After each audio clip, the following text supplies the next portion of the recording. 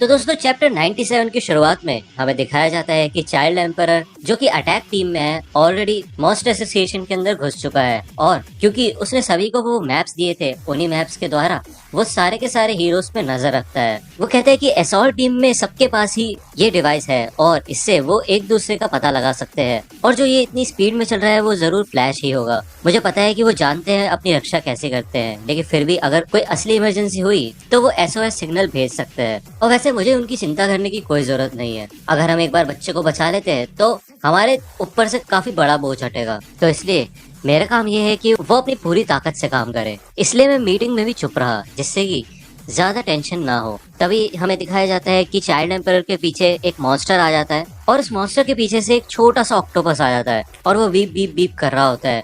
और कुछ ही देर में वो छोटा सा ऑक्टोपस उस बड़े मॉन्स्टर को गोलियां चला चला के छन्नी कर देता है। और ये छोटा ऑक्टोपस होता है मिनी ऑक्टोटैंक नंबर 8, जो कि चाइल्ड एम्परर का ही एक रोबोट होता है, और इसका काम ये होता है कि एक रेडियस में काम करना जो कि चाइल्ड एम्परर से जुड़ा है, और कोई भी अगर चाइल्ड एम्परर के पास आएगा तो ये उसको मार डालेगा। चाइल्ड एम्परर चलते चलते आगे एक रूम में पहुंचता है, और वहाँ पे ड्राइव नाइट की बॉडी होती है, और चाइल्ड एम्परर उसकी बॉडी को देख के समझ जाता है कि इसके ऊपर स्ट्रेस टेस्टिंग की गई है, यानी कि इसके हाथ पैर और पूरी बॉडी को अलग अलग डायरेक्शन में खींचा गया था। भले इसको मारा था किंग एरोची ने, लेकिन वो ये सोचता है कि इतना ज्यादा डैमेज और किसने किया होगा, मैं उसका सामना नहीं करना चाहता। तो यहाँ पे चाइल्ड एम्परर के बैग से एक इलेक्ट्रिक वायर निकलती है, जो कि ड्राइव नाइट के सर से जाके कनेक्ट हो जाती है, ये देखने के लिए कि कुछ इन्फॉर्मेशन या डेटा मिलता है या नहीं। फिर चाहे वो मॉन्स्टर की कन्वर्सेशन हो या फिर कोई फ्लोर प्लान हो, हॉस्टेज से रिलेटेड कुछ भी मिलेगा तो वो काम ही आएगा। और इतने वो बाकी सारे पार्ट्स को देखते हैं कि वो कैसे यहाँ पे रखे गए हैं, और वो कहते हैं कोई ना कोई तो इसको फिर से बनाने की कोशिश कर रहा था, और जिसने भी ये सारे पार्ट्स निकाले हैं वो काफी माहिर है। क्या ऐसा हो सकता है कि यहाँ पे रोबोटिक्स से भी जुड़ा हुआ कोई एक्सपर्ट बैठा हो? इससे तो हमारे ऊपर बहुत मुसीबत आ सकती है, क्योंकि ये टेक्नोलॉजी हमने डिफीट टीम के लिए बनाई थी, और वो अगर हमारे खिलाफ हो गई तो दिक्कत हो जाएगी।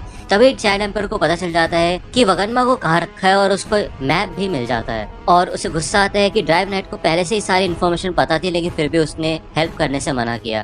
तो यहाँ पे वो गुस्सा होने लग जाता है, लेकिन वो अपने आप को शांत करने की कोशिश करता है। वो कहता है अभी पॉजिटिव सोचने की जरूरत है, डेस्टिनेशन तो मिल ही गई है ना, और एक बार मैं उस बच्चे को बचा लूं तो मैं सीरियसली बड़ा हो जाऊंगा। अगर मैं अभी इरिटेट हुआ तो इससे मेरा मूड ही ऑफ होगा। तो वो एक कैंडी निकालता है और उसको लिक करना शुरू कर देता है, लेकिन तभी आगे से फीनिक्स मैन आ जाता है और वो उसके ऑक्टोपस वाले मॉन्स्टर को मार देता है। वो कहता है ये तुमने बनाया है, कितना बचकाना डिजाइन है, तुम्हें क्या लगता है तुम यहाँ पे खेलने के लिए आ सकते हो? तो यहाँ पे जो चाइल्ड एम्परर कैंडी को लिक कर रहा होता है वो उसको खाना शुरू कर देता है, क्योंकि वो थोड़ा स्ट्रेस्ड हो जाता है। तो फीनिक्स मैन कहता है तुम्हें क्या लगता है, तुम बच्चे हो तो मैं तुम्हें कुछ नहीं कहूंगा, ये तुम्हारी गलत फहमी है। तो चाइल्ड एम्परर बोलता है कैडरे, तुम कैडरे हो ना?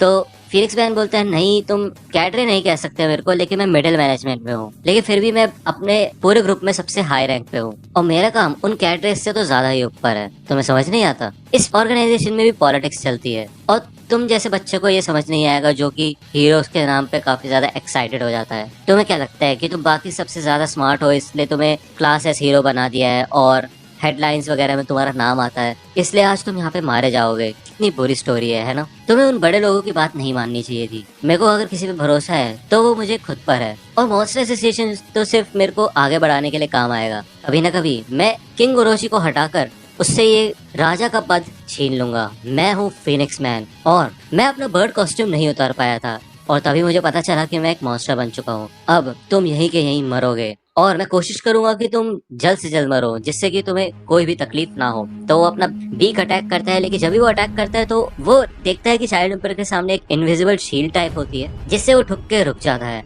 वो कहता है जब तुम अपनी बकवास करने में बिजी थे तब मैंने वायर्स को जोड़ दिया था, और ये ट्रांसपेरेंट फिल्म आ गई थी, और ये किसी भी अटैक को सह सकती है। और तो और इस शील्ड को मैं किसी ट्यूब में भी रोल कर सकता हूँ, और साथ ही साथ कैंडी रैपर की तरह भी यूज कर सकता हूँ। कितने कमाल का है ना? वैसे तो ये टेस्ट फेज में है, लेकिन मैंने इसका नाम रखा है इनविजिबल वॉल, या फिर ये तो कुछ ज्यादा डायरेक्ट हो गया, इसका नाम रखते हैं हम एंगर शील्ड, है ना? वैसे तो मैं तुम्हारे साथ बात करके तुम्हें जिंदा ही पकड़ने वाला था, और सोच रहा था कि तुम मुझे वगन्मा तक लेके जाओगे, लेकिन अभी मेरा मूड बहुत खराब है। और चाइल्ड एम्परर के बैग से सारे के सारे वेपन्स निकल जाते हैं, और उन सभी वेपन से वो फीनिक्स मैन पे अटैक करता है, और यहाँ पे फीनिक्स मैन की हालत बहुत बुरी हो जाती है। और वो सारे के सारे वेपन्स वापस से उसके बैग के अंदर चले जाते हैं। चाइल्ड लेम्पर बोलते हैं सपने देखना काफी अच्छा होता है, लेकिन तुम्हारे जैसा कमाल का आदमी मॉन्स्टर एसोसिएशन को ज्वाइन करे ऐसा तो हो नहीं सकता था, और ऐसा ही मेरे बारे में भी कह सकते हैं। थैंक्स। अब मेरा गुस्सा काफी शांत हो गया है। तो यहाँ पे हमें दिखाया जाता है कि वगनमा के जेल के आगे 4 मॉन्स्टर्स को पहरेदार की तरह बैठा रखा होता है। तभी एक फ्रॉग आता है और वो जेल के अंदर चला जाता है और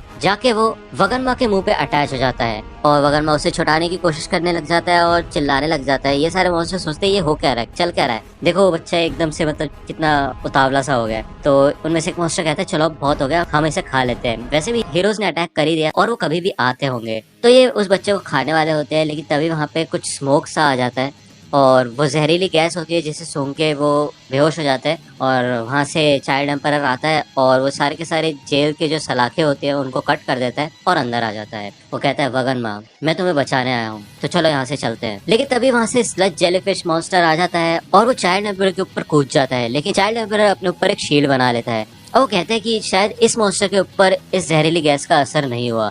तभी वो अपने हाथ से एक टॉर्च टाइप निकालता है और उसमें से आग निकल रही होती है बिल्कुल लेजर की तरह, और वो उससे उसको काफी काटता है। अपने बाकी वेपन्स का यूज करके भी वो उसको मारता है, लेकिन किसी भी तरह के वेपन से उस स्लज जेलीफिश को कोई फर्क नहीं पड़ता। जिसके बाद वो मॉन्स्टर बोलता है कि लगता है तुमने अपने सारे पैतरे आजमा लिए हैं और मुझे खुशी हुई कि तुम्हारे पास ऐसा कोई तरीका नहीं है जिससे तुम मुझे मार सको।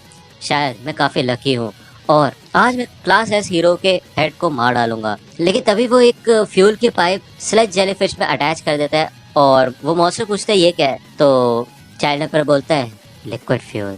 तो उससे इस मॉन्स्टर की वाट लग जाती है और ये मर जाता है और चाइल्ड एम्परर वगरमा को वहाँ से ले जाता है।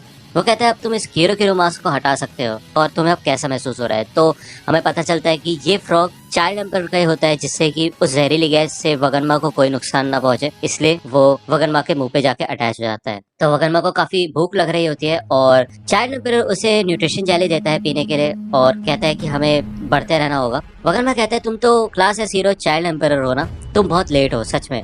तो चाइल्ड एम्परर उसे गुस्से से देखता है और वगनमा बोलता है मुझे माफ करना, मुझे माफ करना। चाइल्ड एम्परर बोलता है आगे से कोई आ रहा है, उससे पहले मैं अपना रेडियो कंट्रोल सेंट्री आगे भेजता हूँ। और वो सोचता है कि अब मेरे को काफी खास ध्यान रखना होगा, मुझे ये ध्यान रखना होगा कि वगनमा पे कोई भी खतरा ना आए। और वगनमा यहाँ पे मन में सोच रहा होता है कि क्या कमाल का टॉय है। तो वो सेंट्री आगे जाके राइट डायरेक्शन में हमला करता है, लेकिन उसको उसी समय तबाह कर दिया जाता है। तभी आगे से G5 आ जाता है। वो कहता है ये देखो ये तो एक हीरो है, मुझे अपना नाम बताने की कोई जरूरत नहीं है क्योंकि मैं तुम्हें एकदम से मार दूंगा। तो यहाँ पे चाइल्ड एम्परर रेडी रहता है और वो कहते हैं ये तो एक मशीन टाइप है, तो अब मैं इसका इस्तेमाल करूंगा। तभी 4 रॉकेट जाते हैं और G5 के चारों तरफ आके जमीन में गड़ जाते हैं और उसके आसपास एक इलेक्ट्रिक घेरा बन जाता है। और वो कहता है इससे उसकी मशीन एबिलिटी डिसेबल हो जाएगी और कुछ ही देर में वो स्विच ऑफ हो जाएगा। और वगरमा कहता है इसके बाद मैं इस रोबोट को अपने साथ घर में लेके जाऊंगा। लेकिन G5 इतना ज्यादा ताकतवर होता है कि उसके ऊपर इन सब चीजों का कोई फर्क नहीं पड़ता और वो इस पूरे घेरे को उड़ा देता है, जिसे देख के चाइल्ड एम्परर डर जाता है और वो कहता है वगनमा पीछे हट जाओ। और यहाँ पे ये G5 आगे बढ़ने लग जाता है। तो दोस्तों आज की वीडियो के लिए सिर्फ इतना ही। आई होप कि आपको ये वीडियो पसंद आई होगी।